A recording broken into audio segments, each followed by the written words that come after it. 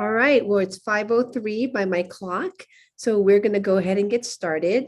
My name is Dr. Ana Gonzalez, or Dr. G, as students call me, and I want to welcome you to our town hall for students and our families. I am the Vice Chancellor for Student Affairs, and this afternoon I am joined by our senior leadership for Student Affairs and Academic Affairs. They'll introduce themselves shortly. First, I want to thank you all for joining us this afternoon, and make sure that you know how to submit the questions during this town hall. You'll notice that we've given you the ability to ask questions via the Zoom Q&A feature that's at the bottom of your screen. Some of our professional staff and university senior leaders are helping to field these questions. Those are the panelist screens that you see, our student affairs or others with names that are not actually, you can't actually see them. You see their pictures or the words that say student affairs. In addition, we all have the pre-submitted questions, and we're going to do our best to answer as many questions as possible over this next hour. So if you're in the Zoom Q&A feature, you may see us dismiss some questions. Please don't be alarmed. We use the dismiss function to remove duplicates from the list, and we'll do our best to answer these questions live. So to make sure that you know how to use the Q&A feature, please go ahead and share the place you're watching from, and I'm going to go ahead and name some of these places on air. So if you go to the Q&A, just tell us where you are watching us from.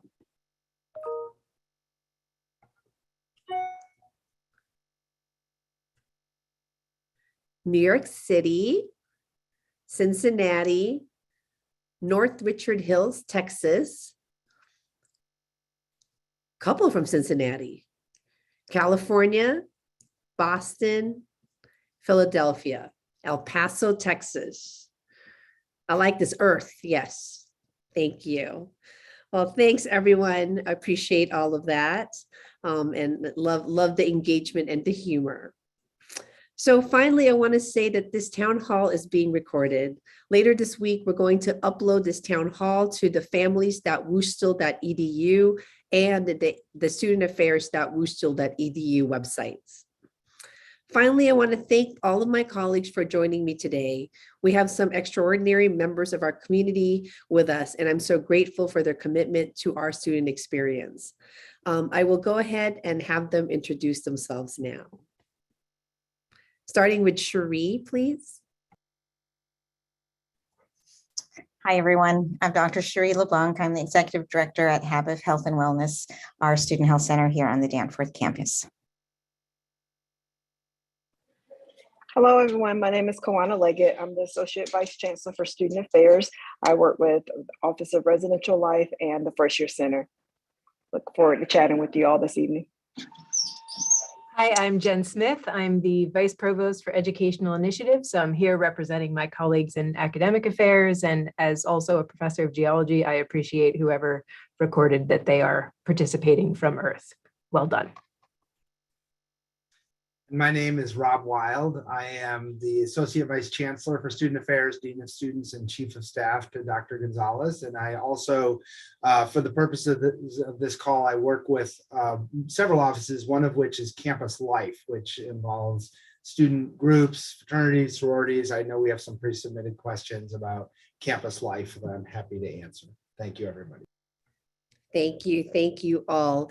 Again, I want to thank you all participants for being here and being in communication with us and sharing with us all your questions. We're going to try to answer them as much as possible. I also want to thank you in advance for the grace that you are continuing to give all of us. This is not an easy time for us at WashU and our country, and I hope that all of you are continuing to be safe wherever you are Zooming from.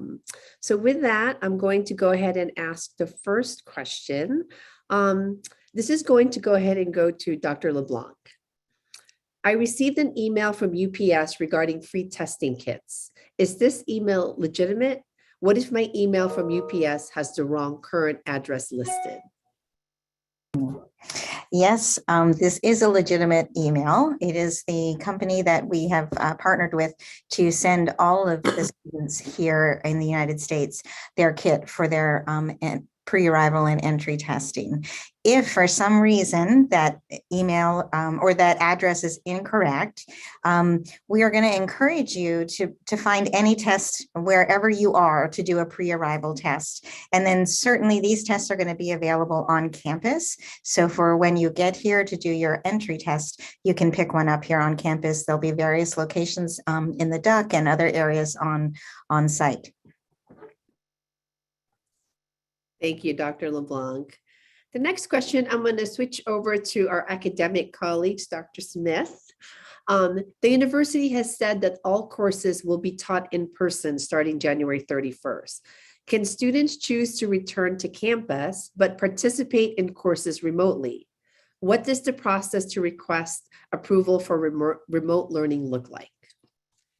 So once we return to in-person, we're going to be in person for courses. I mean, the only mechanisms we've had for students to study, to participate in classes remotely, have been tied either to travel restrictions or visas, which thankfully has been much less of an option recently, or in rare cases for specific health conditions for which vaccination wasn't possible and put students at particular risk. I mean, but that was allowing people to study fully remotely and not come to campus. And so our process wouldn't cover somebody who wanted to be on campus and participate in everything else, but not go to their classes in person. So we are not offering the option for students to elect to participate in their courses remotely once we are back in person.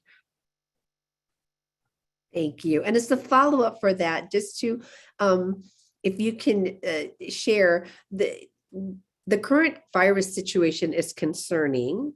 And again, there was a question on, do we anticipate that students, that the issue of virtual learning will continue beyond that date? And, or do we anticipate students could continue the remote study after the January 29th? If so, when will we know? So we will be following our medical professionals' advice on whether or not we need to extend any remote activities. But honestly, the remote coursework, we shifted to remote coursework not because we were concerned about the possibility of transmission in the classroom.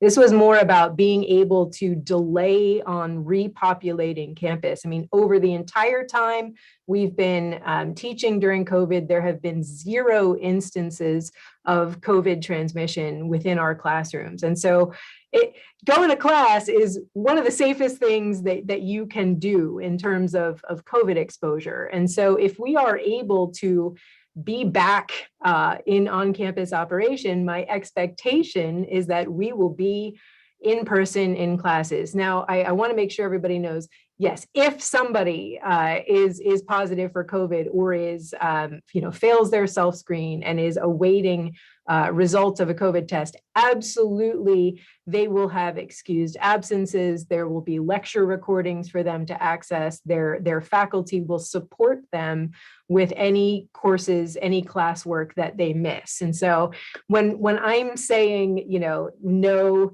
approvals for remote learning, that's saying, to just be indefinitely in all of your classes remotely for the rest of the semester. That's what we're not doing. But of course, it is critical that students not come to their classes sick, and our students following those guidelines is, I think, why we have been able to make it this far with safe classrooms. So we don't want that to stop in any way, shape, or form.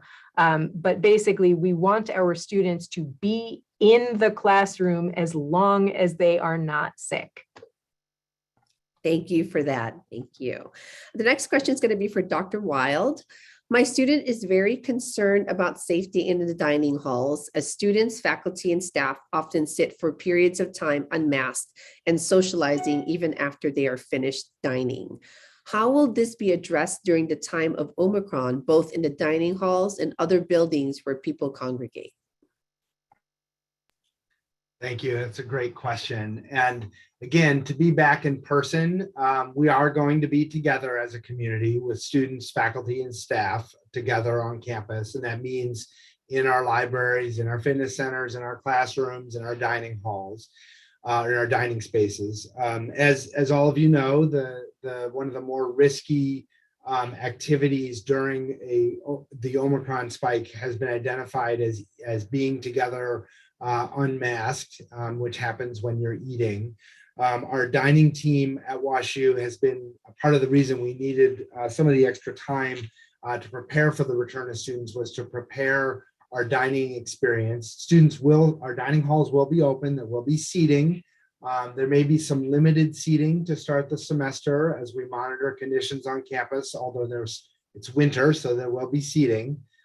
We likely will have more grab and go options for students as we prepare the semester. And again, all of us are going to have to follow as expeditiously as we can the masking guidelines. And it's likely we're going to have some additional masks even available for the community as people are coming back, just to help folks with that. But our dining halls are going to be open. Students will be eating together. Again, I just want to highlight again, part of our mitigation strategy here is the mailing of tests. We're trying to, for students who may have COVID, we would like them to stay home. We don't expect that to be thousands and thousands of students, but enough to be able to keep people from campus who may be spreading COVID. But we will be ready. We will be ready in 10 days. Thank you. The next question is going to be for Dr. Leggett. Again, about dining, but this time it's about reimbursements. So will students be reimbursed for housing and dining for the 2-week online period? If so, how much is the reimbursement? Does this apply to off-campus students with meal plans too? How will this work for meal points? For students living in residential life housing who do not return prior to January 28, the university will offer a partial credit for housing fees, and more information will be provided in February. So I just want to distinguish that as for our students who are living in residential life housing. In terms of dining and meal plans, students will have the opportunity to change their spring 2020 meal plans and actually will be able to do that through January 31st. Those students living in residential life housing, again, who were not able to return to campus until January 28th, will be offered a partial credit for dining fees. If you're living off campus, that you would need to contact dining services to change your meal plan. But for residential life students who are not returning until January 28th, you would receive a partial housing and dining credit. Thank you for that. Dr. LeBlanc, I have 2 questions for you. One is, there's been a couple of folks that again have asked, where will the test kits be on campus? That's the first one. And then, so after you answer that, I'll ask the second one. Yeah, it's a great question. And I have to be very honest, I myself have not been in charge of deciding where the tests will be available.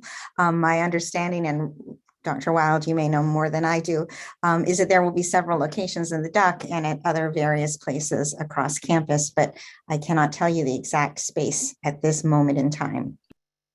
Yeah, we will be announcing those as early as Friday, but certainly by Monday. There'll be space in the DUC, the Danforth University Center, where kits will be available, as well as on the South 40 for students to be able to pick up if they, for some reason, didn't receive a kit or their test was damaged or not usable. Great. And second, and possibly related to that, Dr. LeBlanc, what should we do if we do not get the test by the 21st? Can you review the testing procedure with the test kits? Sure.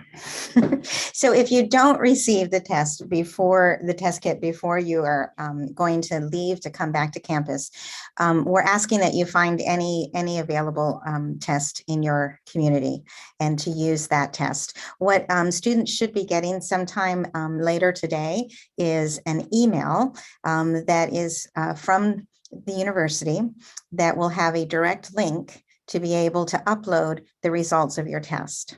So there's going to be pretty detailed instructions in that email, but basically if you are using the test, and I just happen to have your kits, they'll look like this. If you all want to know, this is the On-Go kit. That is what is arriving in in the mail. So if you have that, we're asking you to follow the directions there, download the app to do your test, verify your test results through the app, and then take a screenshot of that particular test result, open up your survey in your personal email that you will get, and you just follow those directions. It's about 3 different steps, pretty quick and easy. You say what your test result is, you upload your picture, you attest that that is in fact your test and it is a true result, and you submit it. Then that comes to us here at the university. Students will then get an automatic email back from us, depending on what the result of that test is. And so we'll have directions on what to do if it's positive, what to do if it's negative, and so on and so forth. Pretty detailed instructions. And so for all you parents, I'm going to ask you to try and please ask your children, and I have children this age, so I know, but please have them try and read these emails pretty thoroughly, because almost all their questions are going to be answered in the email. And with so many thousands of students testing at the same time, it's going to be very difficult for us to answer all the questions individually by phone, by email, however they would like. And the odds are the answers are in those emails. Dr. G, I forgot what else you asked me. No, that was it. Can you show the test again? There's a couple of folks in the chat. You can just show it. This will work. This is what the test kit will look like. It's by OnGo. There are 2 tests inside here, and there's very detailed instructions on how to download the app. And the app walks you through step by step on how to do this. I would say if you have problems with the app or the test, there's also customer service. I can't help you with that, unfortunately, but there will be, there's a customer service number to call. And if for some reason you don't have the test, it just is a bum test for some reason, please try and find another test. Remember to try and get a test pre-arrival. We are not mandating this particular test. We just need a test. And then if you can't get that, come and pick something up as soon as you arrive and do your arrival test with the kits that we will have here. Okay. Perfect. Thank you. Back to Dr. Smith. I have an academic related question, which is, will students have additional time to add drop class without penalty? And what about other academic deadlines? So we extended the add drop deadline for the undergraduate programs, and some of the graduate programs followed suit for 8 additional days. So the Friday at the end of the 3rd week of the semester, February 4th. I'm not sure what other deadlines. I mean, at the moment, the deadline for switching to pass-fail remains at the 7th week of the semester, and the deadline to withdraw remains at the 12th week of the semester. So given how far into the semester those deadlines already are, we have not changed them. Of course, you know, we've had to in the past, when conditions changed, we've had to adapt. And so, you know, that possibility remains should circumstances warrant. But at the moment, a 8-day extension on add drop is the deadline changes that we've made. Thank you. The next question is for Dr. Leggett. It's about housing. I'm excited to live on campus again. What is the new timeline for the 22-23 housing registration assignments, and how has the current situation impacted that process? Well, we are very excited to welcome you back to campus next year and many others.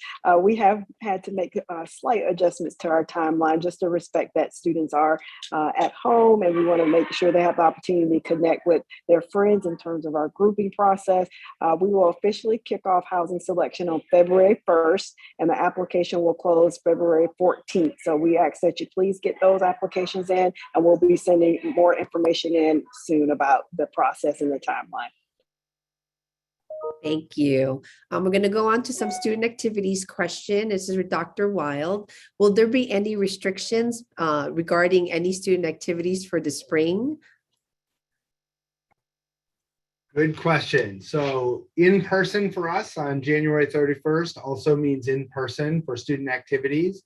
It is very likely that at some point next week, we will announce some what I will call transitional restrictions that relate to the size of events as well as food at events. But we are planning, as we go through the semester, we are already working to plan larger events, in-person events, commencement in May. And so we believe, based on the science we're seeing around this current spike, that conditions will continue to allow us to do more and more in person as we would have been doing in the fall.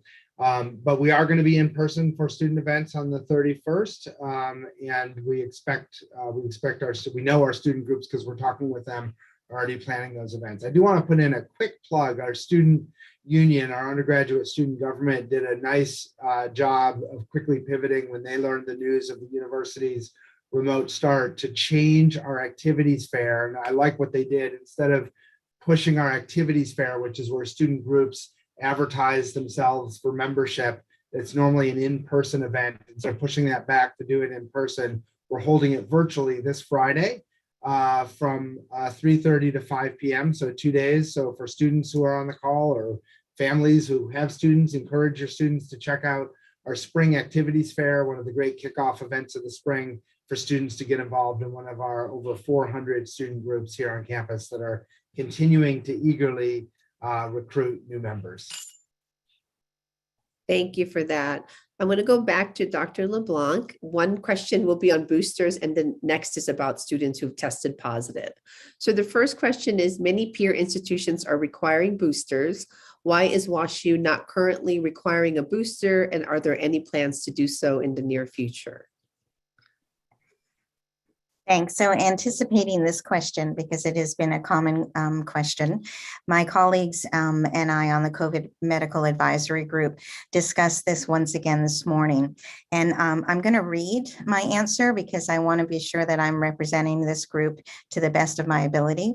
And it's not an easy answer to explain. So I just want to be sure that I'm getting this as clear to you as I possibly can. So if you see me reading, forgive me. All of the physicians on the COVID Medical Advisory Group believe that on an individual level, boosters give strong protection against severe disease and death from COVID-19. And we strongly recommend that everyone who is eligible get boosted. As a physician advising an individual patient, we all encourage it and want to make it easily available in case one does not have access to it before coming back to campus by having booster clinics available the first 2 weeks students are back. When we put on our public health hat, things are a little bit different, and we make recommendations for the safety of a community and not just an individual. So when vaccines first became available, it was clearly evident that in order to have an environment where we could safely engage in person back on campus, this was one of our most important mitigation strategies that needed to be in place. And mandating that particular vaccine was a pretty easy call. Now, as we look at the benefit of mandating a booster versus strongly recommending it, it's not quite as clear. We expect that about 70 to 75% of individuals will get a vaccine when it's recommended versus the 95% that we expect when it's mandated. So studying the efficacy of the booster from stopping transmission, especially with Omicron, it's been clear that boosters don't stop Omicron transmission all that well. And many who are boosted will still get infected. Again, why it's so important on an individual level to get your booster, because if you're infected, your risk of severe disease, much less if you're boosted. But the incremental decrease in transmission on campus, if the campus was mandated to boost, is not nearly as potent as it was in the decrease in being immunized in the first place. So when we look at recommendations for safety of our community, it was felt that the grounds for mandating the booster are far weaker and are not outweighed by the need to respect individual and physical autonomy in this instance. So hopefully that's given you a little bit of an idea of how we represent this. Individually, as my patient, I can advise you one thing, but as a public health official, we look at it in a different way. So that's the answer that our group has come up with to give to you, Dr. G, and hopefully have been able to explain it a little more clearly to the parents who are listening. Thank you so much, Dr. LeBlanc. And again, really special thanks to you and the rest of our doctors who are balancing out and doing helping us think through these policies and at the same time, really doing the healthcare for our community members. So thank you.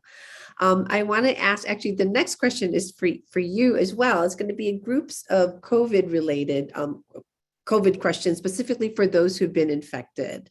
Will students who were infected with COVID-19 during winter break be exempt from entry testing requirements? And if a person had COVID just last week, but no longer symptoms, and at the same time they test positive, because they've heard that up to 90 days, you can have up to 90 days.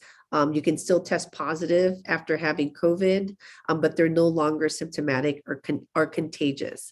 Is WashU treating all positive tests the same and requiring quarantine until they test negative? That was a mouthful. Yeah, but that's okay. So to answer the first question, or the first part of this question, and keep me on track, Dr. G, if I forget something. Students who have tested positive for COVID-19 from January 10th onwards are exempt from our pre-arrival and entry testing. What we ask is that you contact our nurses at habifnursing@woostel.edu and upload your positive test.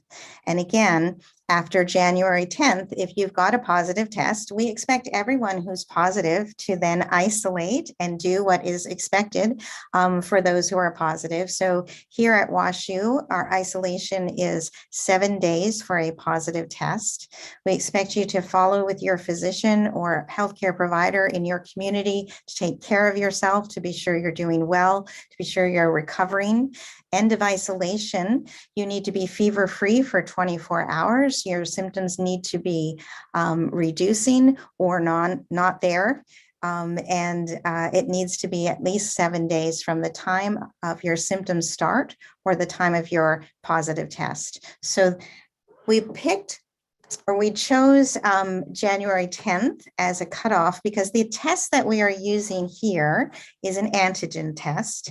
And what our studies have shown in antigen tests, that they do actually revert to negative by most of the time by about 7 days. So we picked January 10th because some people are coming a little earlier because they have to. It's a little bit random, but it is there. And so we are not treating every positive the same. Those who tested prior to that, though, an antigen test, unlike a PCR test can stay positive for up to 90 days. Antigen test, which is what we're asking students to do, by and large, should not be positive after 7 days. So if you got Omicron mid-December onwards, up until about the January 10th, by the time you take this test should be negative. We want to be sure that you haven't been reinfected, that there isn't anything else going on. But for those recently infected, there is a process to be exempted from this particular testing because it's not going to be helpful for you. We assume that you've tested, you're following the directions, you're going through your isolation, and that you're coming back to campus when you're healthy and ready to engage. Was there something else too, Dr.? Oh, that was great. I actually followed that through. Thank you. There's a clarifying question. There's several folks that have been asking about the dates with regards to signing up to get housing. So Dr. Leggett, can you clarify about the dates and that no one can sign up to get housing for next year until after February 1st? Correct. So the original process was to begin on January 4th, but with the university's decision to pivot and not open until January 28th, we've made a decision to delay our start of the housing selection. So the application will actually open up on February 1st. We did communicate this to residential life students on Wednesday, January 6th in our email that talks a little bit more about the process. And so officially housing selection will kick off on February 1st. Thank you. Dr. Smith, I have a couple of academic questions. The first is, can you share with us if there's been any study abroad programs that were canceled? And also, how does WashU's commitment protect students studying abroad through the exchange program? That's the first one, and I'll ask the second one after that.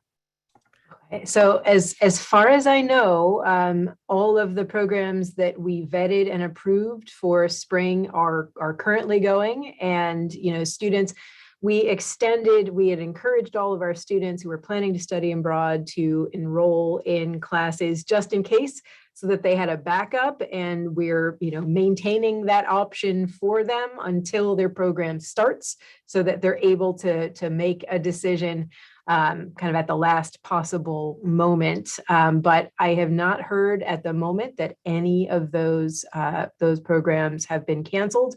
Our International Travel Oversight Committee and our COVID Medical Advisory Group collaborated on a review of each of those programs, and really understanding the capacity of those programs to support the medical needs of our students should there be a spike like the one that we've seen in COVID cases. So basically, we planned for the scenario under which we approved study abroad to go forward for the spring involved circumstances like the ones we've been going through. And so we're confident that all of the programs that we've permitted our students to go on are capable of providing the kind of support for students' health that we would want for any and all of our students. So keeping fingers crossed that things continue in that manner, and that our students will be able to enjoy their semesters abroad. Great, thank you for that. The next question is probably one. We've heard from at least one professor that the entire semester will be taught remotely. Are all classes required to be in person at the end of January? And related to that is, even if if you could answer that first, Dr. Smith, that would be great. Sure. So there are a very small number. So some of the graduate and professional programs are offering some courses fully remotely. So I wouldn't be surprised if that's what you're talking about, but I'm going to answer thinking that you're probably talking about an undergraduate course. There's a very small number of faculty that have been approved through HR for their own, based on their own health needs, to be teaching remotely for the entirety of the semester. Now, as far as I know, that is pretty darn uncommon. I've only heard of a small number. And then I'm aware of one professor, one visiting professor in arts and sciences who's actually stuck in Israel. And so I know his class is fully remote as well. So I can think of a handful, but out of 1,500 undergraduate oriented courses, I am not aware of very many. So that the vast majority should be switching or should be in person. Yeah. Great, thank you. And then so far the last one about classes, but I'm sure we'll get more. Even when class is back in person, is it possible to have classes recorded so that students can watch lectures again?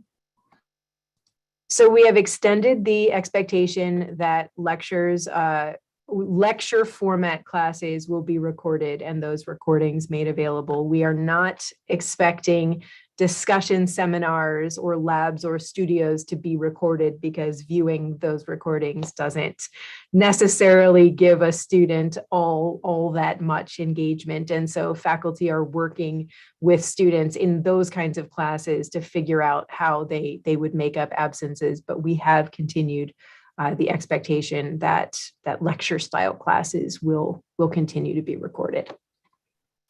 And I will follow up on the remote class. I'm getting some more information about that, so I will learn more.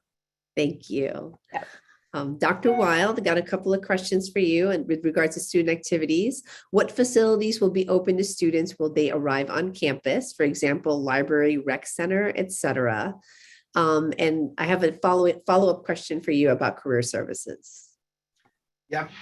Everything that was open to students when they left at the end of December, everything's open now, and everything will be open when students return in a week or so. We have done a couple things in this 2-week interim period to limit some of the hours of some campus facilities, but even our libraries are opening back up to later evening hours. The fitness center will be open, the Danforth University Center. We are expecting to be in person, and so our campus spaces will reflect that. Thank you. Can you talk a little bit about career services and recruiting? Will companies be allowed to recruit in person, or will there be continuing to be recruitment virtually? I was afraid you were going to give me a question that wasn't quite in my wheelhouse, but I will do my best.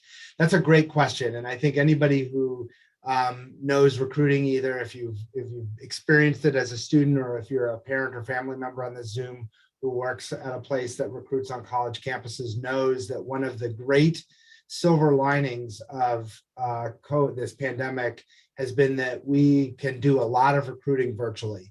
That companies can interact with students, we can hold virtual career fairs, and in fact, many companies that have historically come to campus have moved, even as the pandemic conditions got less severe, to much more of a virtual platform, which in some ways gives students more access to more employers. However, having said that, we know that face-to-face recruitment still has a place in this world, and we do expect, as this semester opens, that we will open our campus to employers that want to visit Washington University and meet face-to-face with our students. That will happen, and we look forward to welcoming employers to our campus. Thank you. Dr. Leggett, I have a question for you about residential life. Are students only able to access their own residential buildings? Will there be guest restrictions? And will there be any restrictions on gathering size inside the residential halls? In the fall semester, we actually allowed students to visit each other between residential communities. And so you could go visit your friend in another building. We didn't have necessarily restrictions like we did last academic year, where you could not go into the residential communities. We do have restrictions in terms of space, though. And so we are very mindful that if you have gatherings over 8, it depends on the location. 8 to 10 has typically been our guidelines, and we just want to make sure that folks know that the rules in terms of public health guidelines still apply. So you want to ensure that you have masks on and that you're able to keep distance when possible. Now, going into the spring semester, we have not put in any restrictions just yet, but we are working with our medical advisement team to ensure that if those guidelines are needed, we can make adjustments. But right now we're planning to have the same guidelines that we had, which was open guest policy for students as in the fall. But we will certainly monitor the situation and update our students as they come in on January 28th. Thank you. The next one is for Dr. LeBlanc. And speaking of monitoring, I know that we are looking at numbers in terms of infection rates and really this recent spike that we've been having with Omicron. Can you talk a little bit about the spike in St. Louis and in our region, and perhaps when the medical group are thinking that it might start going down? That's a great question. And it is certainly one of the things that we are watching very carefully. And our state has absolutely been hammered by Omicron, like so many other states. And we are still having astronomically high numbers in the community, though the most recent data over the past few days is encouraging. And so those of us on the monitoring committee are happy to see that it looks like we may actually be reaching our peak and beginning to come down. We're waiting. One of the sites we watch most carefully is updated every week, and that will be tomorrow. So it will give us a better idea of where that is. Our hospital rates, on the other hand, are still climbing.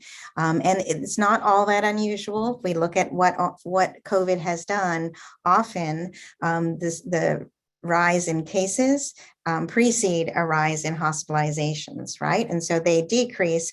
It'll take longer for our hospitalizations to decrease, and they still are certainly rising, but we are hopeful as we look at how many and quite how quickly they're rising one week to the next is beginning to look better. So, we're all tired. We're all pessimistic about this pandemic, having lived it for so long, but we are cautiously hopeful that things are beginning to look better. Within another week or so, we'll have more data. Thank you for that. I know I'm thinking positive, folks. So the next one is actually for Dr. Smith. Is it your expectation that music and other performing arts programs and classes will resume on time? That's the hope. Absolutely. I mean, I know at least some of the music classes have been set up to be operating remotely, and I believe they were setting up a remote studio in case there were people, in the area that could come in and kind of be by themselves in the remote music studio and be communicating remotely with their instructor if that was, what they needed to do for access to instruments. So I know they've been setting up for the next 2 weeks, but with the expectation that they would be back in person with the rest of us on January 31st. So that's the expectation. That's the hope. Great. Thank you. I'm going to give this question to Dr. Weil to give Dr. LeBlanc probably time to get water or something if she needs to. So a couple of questions. One is, if a student has emotional distress because of in-person only option, what if that option is causing them serious emotional distress? Man, that is a great question. And I think for right now, the thing that we've all of us here at WashU have been focused on the most is our students, and how can we make decisions that help support our students. And what's so hard about this is, we have students who are expressing to us that their emotional well-being is being harmed by not being here in person. We hear that, we understand that. And like the question that Dr. G asked, we also know that we have students who are very anxious about being back in a more dense community and are trying to figure out what the right decision is for them. What we're trying to do here at WashU is be super transparent through this webinar and through all the things that we're sending out about what life is going to be like on campus, so that you can make decisions that are in your best personal interest. Whenever I hear the word distress, it makes me nervous. And so what I would just say, if you or a friend or a child or somebody is really struggling, regardless of how they're reacting to the pandemic, that you reach out for support.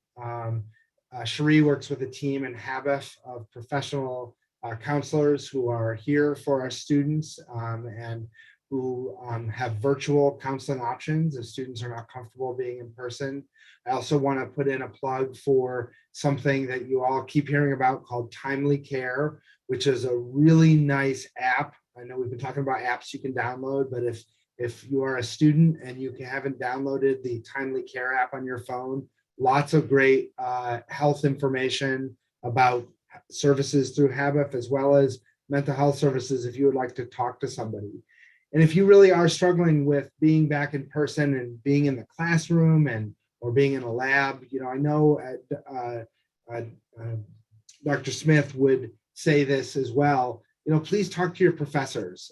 Please speak to your academic advisor about your situation. And is there a way, that the way that the classroom is organized where you can sit in a space where you're further away from other students? I know our faculty have been doing that throughout the last year and a half, and I know that they will certainly, if they're able to to provide some accommodation within the classroom space itself, they will work to do that. That's a really important question. And I just, the theme here is don't ask us how we can help you. Thank you. I'm going to give this one to Dr. LeBlanc, and it is about where are students expected to quarantine if they test positive, and have we increased quarantine beds? So we have had isolation and quarantine space available all through the last semester on campus. And it's in the Millbrook apartments on campus. And Kawanna can tell more about that if we need to.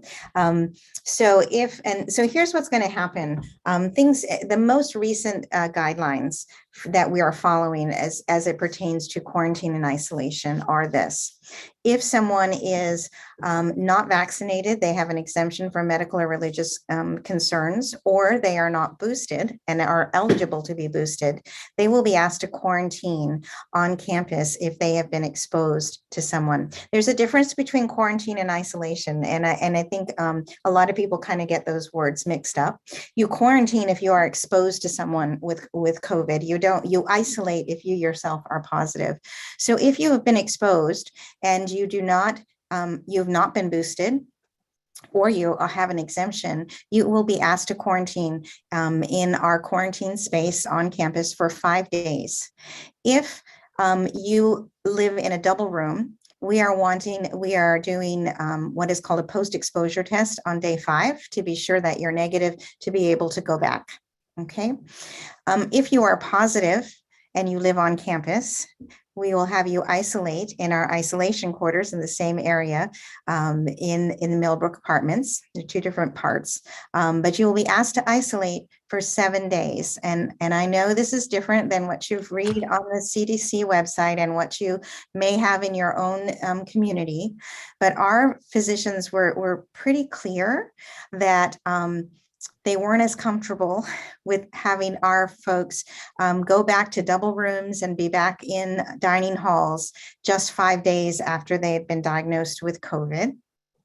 Yes, the vast majority are no longer infectious by 5 days, but there still are some, and it was enough that we felt, being able to come to you and say, we are creating a safe space, or as safe as we possibly can here on campus for your children. We are expecting our isolated students to isolate for 7 days.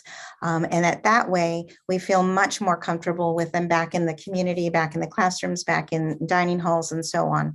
And so that's something that I think you all need to be aware of. It is on our websites, but it's a little different than what perhaps you might have in your own community as far as isolation and quarantine. And just to add a little bit, we have a dedicated quarantine and isolation team that has been working. This is year 2 of quarantine and isolation housing. So they are working closely with Habif Health and Wellness and Dr. LeBlanc's team. We also have dedicated dining services as well as transportation services. And so we feel very confident that we have a great quarantine and isolation staffing and plan. We have added some contingency bed space. But in comparison to last year, we are in a much better place in terms of our quarantine and isolation numbers. But definitely want to thank our staff and teams that work closely with Dr. LeBlanc's team to coordinate our quarantine and isolation housing. All right. I'm going to next do what I call my little speed round, because we have about 9 minutes. So Dr. Wild, you're going to get a group of questions. First one is, will fraternity and sorority recruitment be virtual or in person? Have any plans for graduation changed? And will there be wild? Okay, try to be fast. Okay, we are still doing sorority and fraternity recruitment. Because we felt it was important in working with our students to do it in person, we did move back the timeline. So that will be starting for students who are interested in that in February. And so that will be in person. Commencement for those who are graduating or have family members who are graduating. We are excited to welcome all of you to our campus on May 19th and 20th. It's going to be awesome. We got a little practice last year with planning commencement during a pandemic, and we were super successful. We had a great 2 days of activity, and we expect it to be as great this year, if not better. We're going to be in person. We have a new kind of food celebration outdoor thing we're doing that's going to be fun. And so get excited about that. And then Wild, if you don't know what that is has nothing to do with me, but it is a large event tradition on our campus where students gather on the last Friday of classes in the spring to enjoy some live music in the quad with friends. And we've started the planning process for that. The students responsible for that have started working to plan that event. And as of today, we are planning to host an in-person Wild, the first since 2019 in April here on our campus. Thank you. Dr. Smith, a quick question. Is there plans to change spring break or anything on the academic calendar? No, we are keeping spring break, and I'm already looking forward to it. No, just kidding. No, we are definitely keeping with the academic calendar the way it is currently set up. I should say we did take a page from past years, and we instituted a no exams or major assignments due on the days following university breaks. That was similar to what we did with wellness days last spring. We hadn't done that in the fall, but we adopted that again so that we are hoping to protect the break times for as much relaxation as people can get. So keeping that in place. Perfect. Thank you. Dr. LeBlanc, 2 questions. One is, will the university provide free booster shots for faculty, staff, and students? And B, will students be allowed to take free testing if they have symptoms or if they believe they may have been exposed? Yes and yes. I'll tell you a little bit more. Yes, we're having 2 weeks of booster clinics. The first 2 weeks back on campus. And I believe hopefully your students, unlike my daughter, who's a senior, did not ignore my email about this. But an email went out last week to tell you all about the COVID booster clinics coming on campus. And there is a link in there where students can sign up. I still really encourage you, if you're going to, to boost before you come, because that way, if you get exposed and right from the first day you're here, you won't need to quarantine.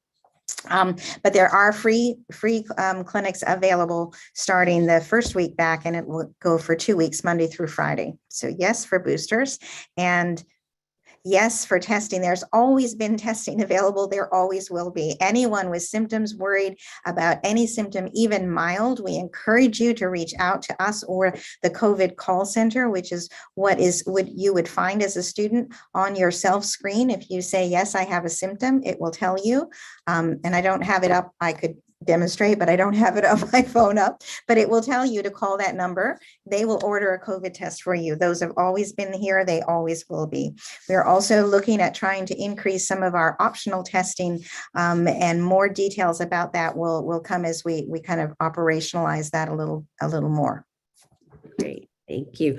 I think this might be for Dr. Leggett, but maybe LeBlanc or Wild.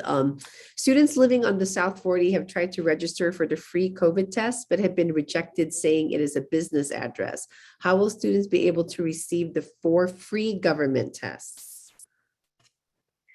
I have gotten this question not only from students, but from our staff as well. We have been in contact with our mail services and UPS to coordinate a clear answer on that. But we have gotten that response as we actually have live-in staff who that is their permanent home. And so they've ran into that same problem. So we're working with our mail services team to come up with a coordinated answer and response. And we will certainly add that to our FAQs and make sure that that's in our future residential life communication.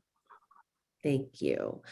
Dr. LeBlanc, if you can clarify, if my student is already on campus, do they have to take the return to campus test? Technically, no.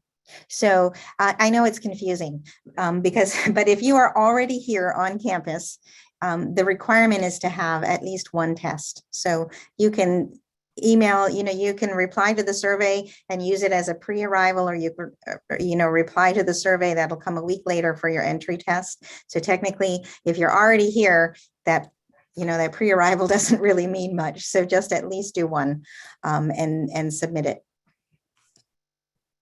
Great, thank you.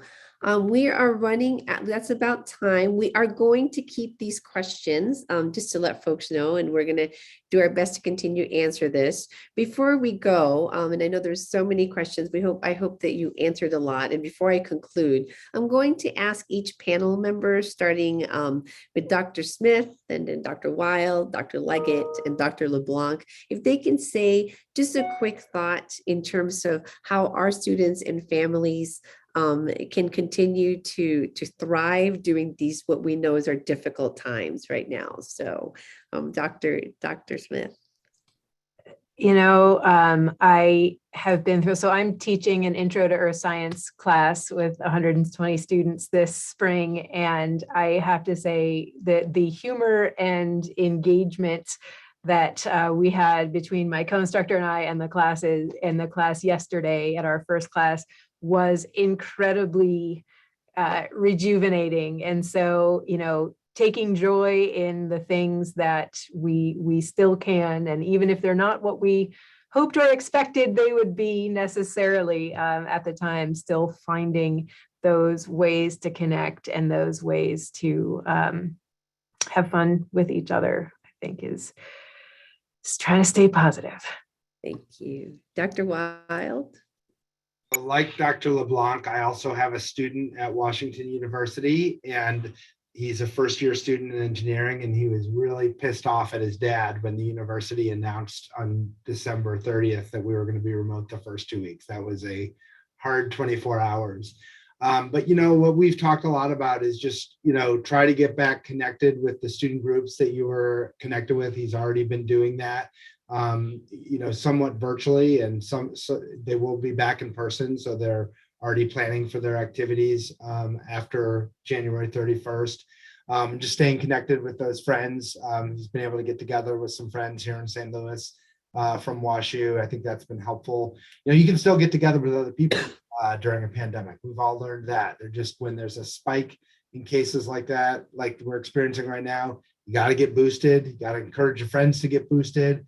You got to wear a mask when you're indoors, especially when you're with people that you don't know. And so trying to just remind of that, but being together is okay. And I think being together is what's going to help get us together at the end of this thing.